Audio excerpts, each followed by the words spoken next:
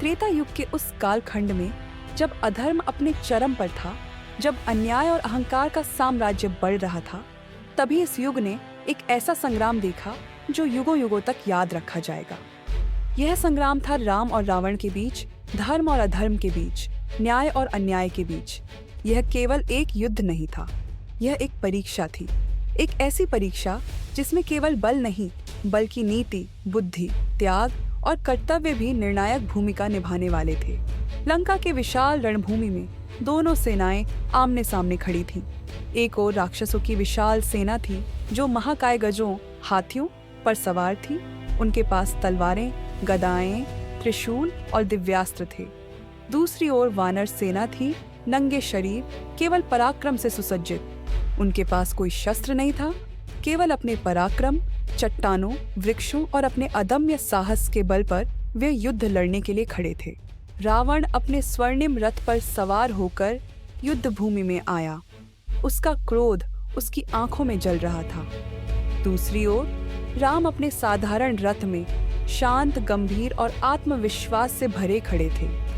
यह केवल दो व्यक्तियों का युद्ध नहीं था, यह आदर्शों और अहंकार की टक्कर थी। मेघनाद अपनी मायावी शक्तियों में निपुण था। वह अदृश्य होकर युद्ध करता था, जिससे वानर सेना भ्रमित हो जाती। उसने अपने दिव्य शक्ति बाण से लक्ष्मण को मूर्छित कर दिया। रणभूमि में यह दृश्य देखकर हाहाकार मच गया। श्री राम की आंखों में दुख था, परंतु उन्होंने धैर्य नहीं छोड़ा। हनुमान जी तुरंत संजीवनी बूटी लेने के लिए हिमालय की ओर बढ़े। घना अंधकार छा गया था, परंतु हनुमान ने अपना मार्ग नहीं रोका। जब उन्हें संजीवनी बूटी पहचानने में कठिनाई हुई, तब उन्होंने पूरा पर्वत ही उठा लिया और उसे युद्ध भूमि तक ले आए। संजीवनी बूटी के प्रभाव से लक्ष्मण पुनः जागृत हो उठे। यह देखकर राम की सेना में उत्साह का संचार हुआ और युद्ध पुनः अपनी चरम सीमा पर पहुंच गया। लक्ष्मण ने मेघनाद से भीषण युद्ध किया और अंततः उसे परास्त कर दिया। रावण का भाई कुंभकर्ण, जो अपनी विशालकाय काया और अपार बल के लिए प्रसिद्ध था, युद्ध भूमि में उतरा।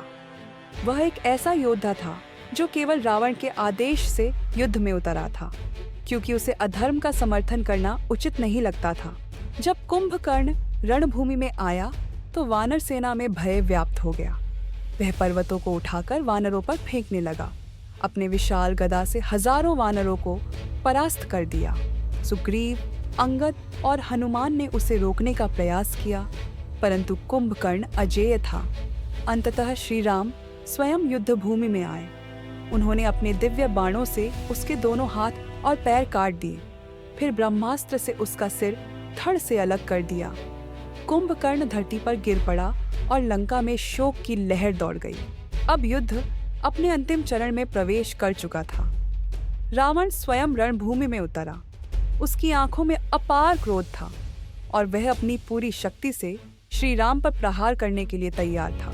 राम और रावण के बीच घोर संग्राम हुआ। रावण अपनी 10 भुजाओं से एक साथ कई अस्त्रों का प्रयोग कर रहा था।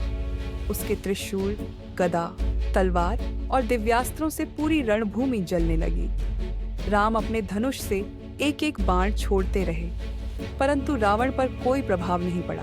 राम के तीर रावण के सिरों को काटते, परंतु वे फिर से उगाते। यह देखकर राम कुछ क्षणों के लिए विचार में पड़ गए। तभी विभीषण ने उन्हें बताया कि रावण की अमरता का रहस्य उसकी नाभि में स्थित अमृत कुंभ में छिपा है। यह सुनते ही राम ने ब्रह्मास्त्र का संधान किया।